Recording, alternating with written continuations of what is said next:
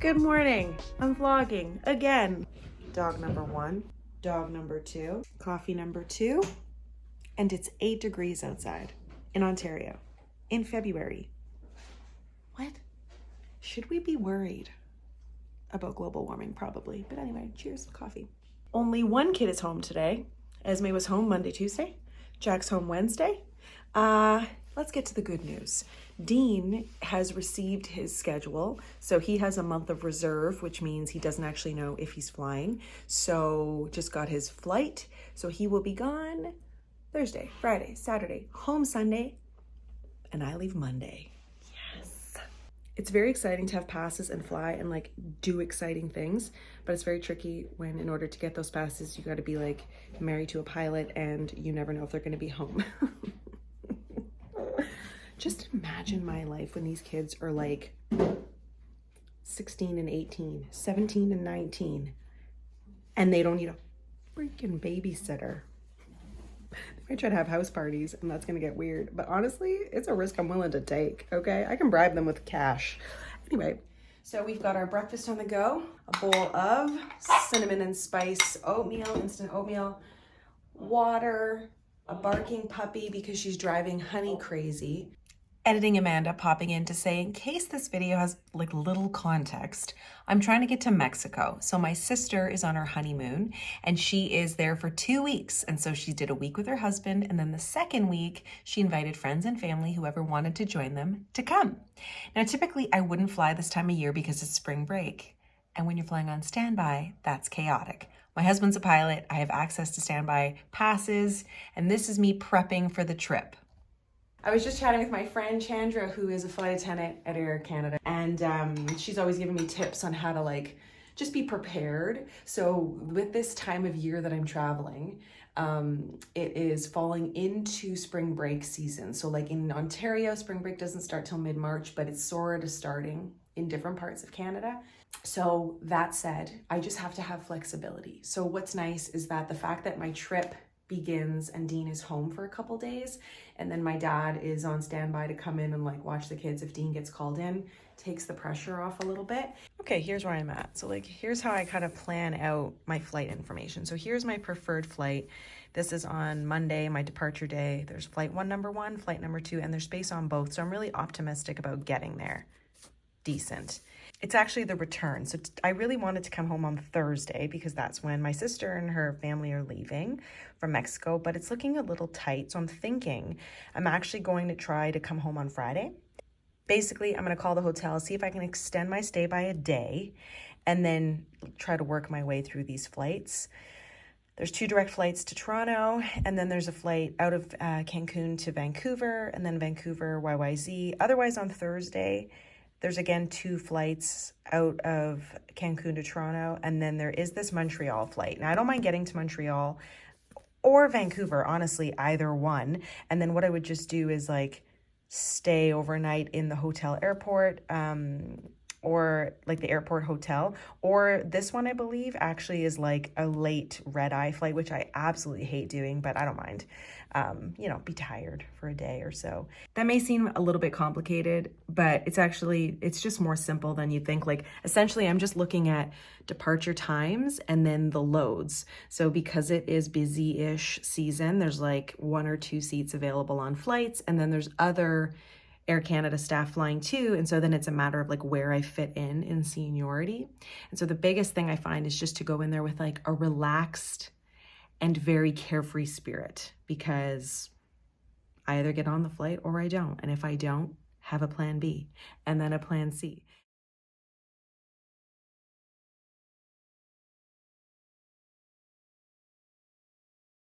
Oh, the sky is killing me. This is so dramatic. Only my kids would be taking off their shoes and socks in February at the beach. This is Ashbridges Bay in Toronto. It's a gorgeous day today, and I figured, you know what, we had a chance to come out to Toronto, and I had a neighbor watch the dogs today. She's popping in to do some dog sitting. I thought it was a perfect time to come into the city. I love going on little road trips and visiting the fam, and gorgeous day.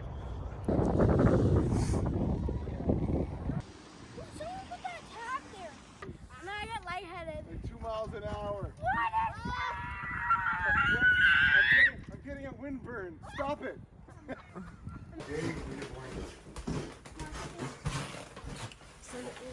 But the day. I'm so excited to get my cousin's bedroom all set up with a brand new Emma mattress. Heck yes. I'm going to show you how easy it is to actually put this together. And I just thought this was perfect. Chillax, my dude. I've had my own Emma mattresses now for I think 2 years. I'm going to link the video where I showed you the first go around. And I've been raving about my mattresses enough that when my aunt was ready to actually purchase a new mattress for her daughter, I was like, no, step no further than an Emma mattress. And actually, friends don't let friends have crappy sleeps, especially when they're family members, that I convinced my aunt to get herself a new mattress as well. So she has had her mattress, I hate to call her out on this, but for like 20 years, okay? She is due, and I'm so excited to have her report back on her first sleeps in her queen size new Emma mattress, the original one, by the way. So this is the spring-free mattress. Sleep is so important. Like, sleep is everything. So, okay, enough talking. Let's get this mattress set up.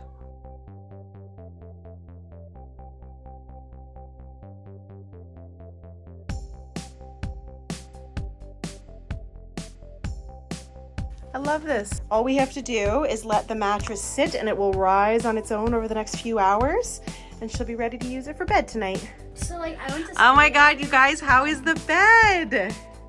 Good. Is it good? Esme, is it amazing? Mom, get out. What? Really? Oh my God. Okay.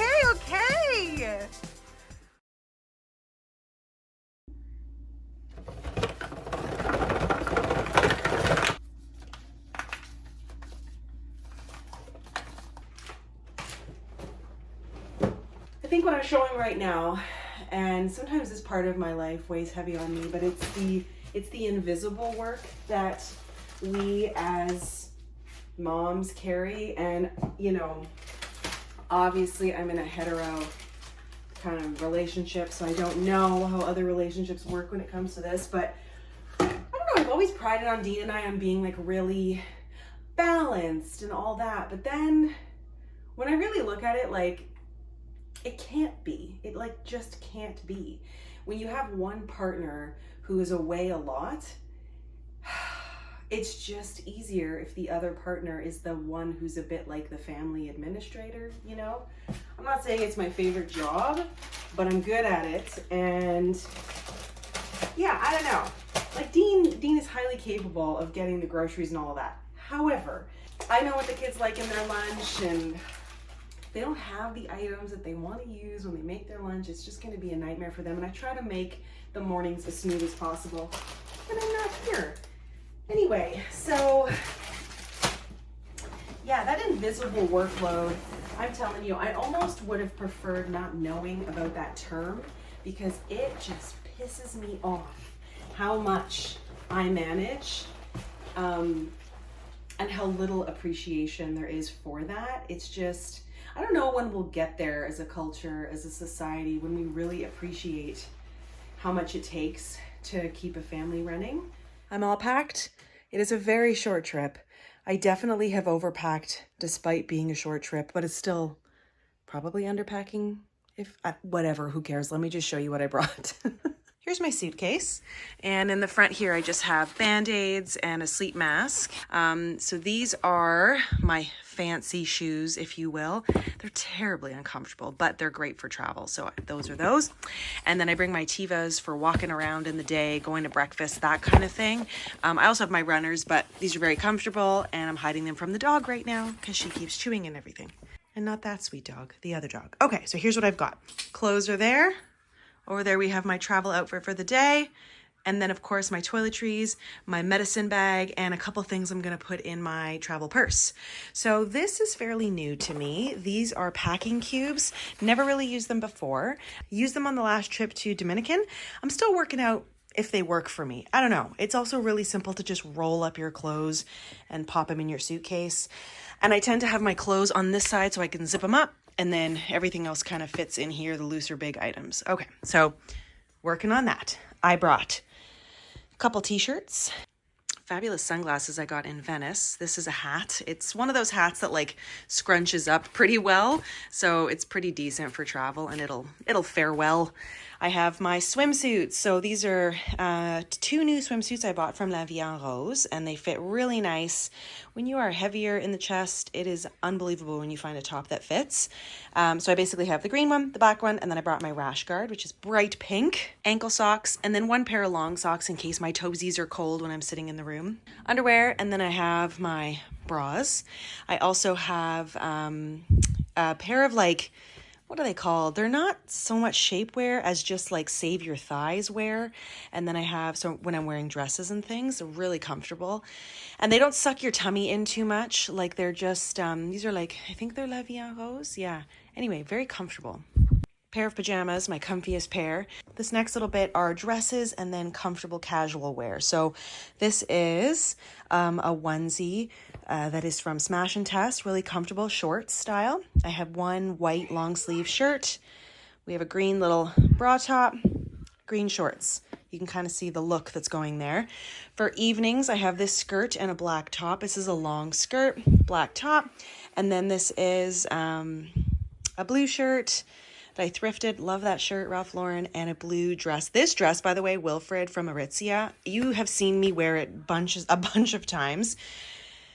And likely, if I get to Mexico, you'll see me wearing it there. So it's amazing to travel with. This is an airy dress, great for day. It kind of has this open tummy thing, but also good for night times. And then this is a Walmart, it's actually, a dry fit style of outfit, but I actually find it perfect for lounging around, after a nice day in the sun. That's it. Those are my clothes. Then I have, this is my my purse that I'll be using. This is just a dupe I got on Amazon, little Lulu dupe.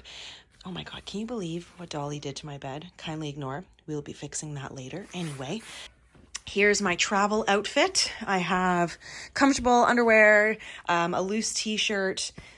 These are a pair of pants I just got from Dynamite. I really like them. I think they're called Gemma.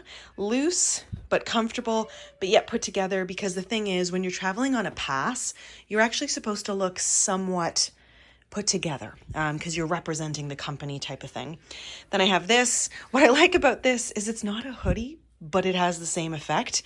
And then I have a nice puffer, like a down puffer vest. I actually just found this at the Bay. It having a massive sale. I got one for myself and a black one for Esme. So anyway, that'll be my outfit. So instead of carrying a winter jacket with me, that's what I'll have.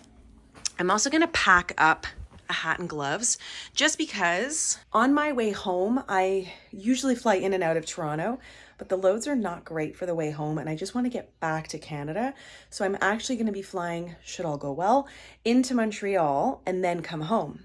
Of course, there's a freaking snowstorm that could be happening. So again, I just am kind of like playing it by ear. If that happens, then I will likely just put myself up into a hotel for the night. And if I'm traveling like outside of the airport, I don't want to freeze to death. So hat and gloves, that at least tide me over, because I'm not bringing my big jacket. Also, I'm realizing I have 2 beige bras. That is unnecessary. So we are going to leave that. No need to bring 2 of something, right? So this is my tech bag that I'm gonna fill up. I've got a couple of things in here loading up. I found these in my bag from when I traveled with the kids, and why not? Some trail mix, some candies, my glasses will go in there. And then last but not least are so this is my liquids bag.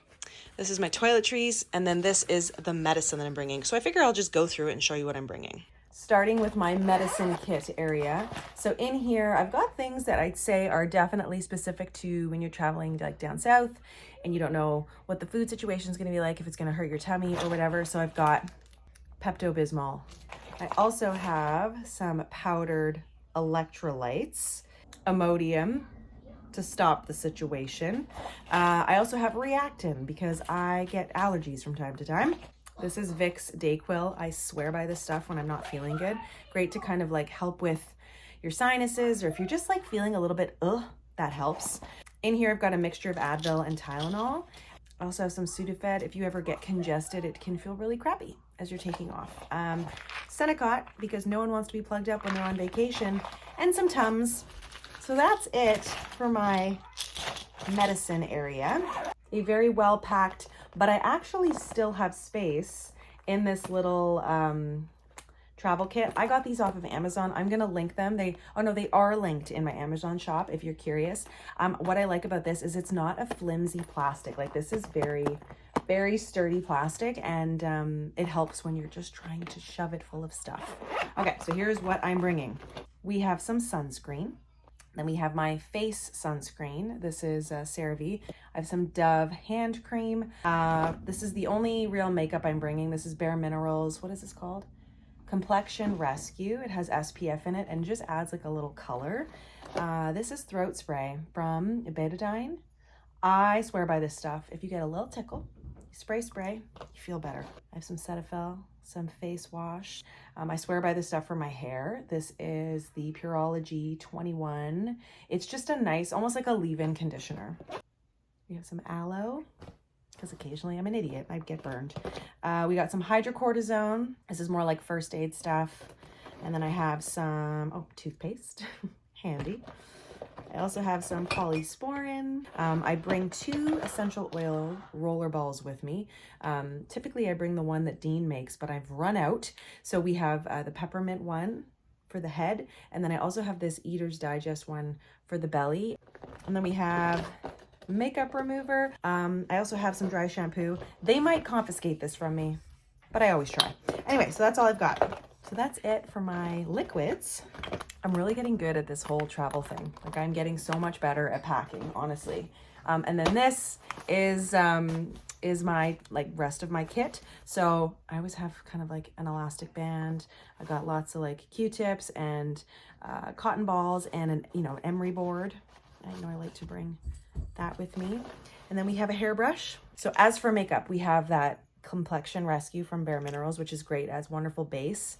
We have a powder brush. Powder blush. This is a stick that has both a bronzer and a highlighter, so it's very handy. Then we have a mascara. I wonder if I should put that in. Maybe I'll put that in with my liquids. Then I have eyelash curler. I have an eyebrow pencil, and then I have, this is like an from It Cosmetics, what's it called? A shadow stick. And then I brought from Charlotte Tilbury, Charlotte Tilbury. It's Walk of No Shame eyeliner. Anyway, it's just a nice color. So that's for makeup. Goggles. You never know.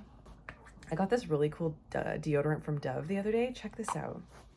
It's just like, it's reusable. You can replace the actual deodorant part, and I just think this is so cute and handy. So anyway, that's nice. This is great. This is a anti-chafe for the legs. Huge fan. So I love to bring that. We have a toothbrush. Oh, I have another toothbrush and another toothbrush. This is what happens when you're used to traveling with your children. So I don't need all those toothbrushes. A lip balm, some dental floss, a bunch of earrings in here. And then I have just like these kind of things. One is my nighttime face cream. The other one is some pomade for my hair. And this one is actually just pseudo cream. Or no, the other one was pseudo cream. This is face cream. This is pseudo cream, which is nice. Like, if you burn your, it's really good for skin irritations, honestly. You get a little chafing, pseudo cream. You get a burn, it can help, especially like under the eyes, but I'm not going to be an idiot because I brought a hat. But I had this with the kids, so I'll just keep it in there. And that's it. All I gotta do is pack it up. So I'll pack it up and I'll show you the finished product.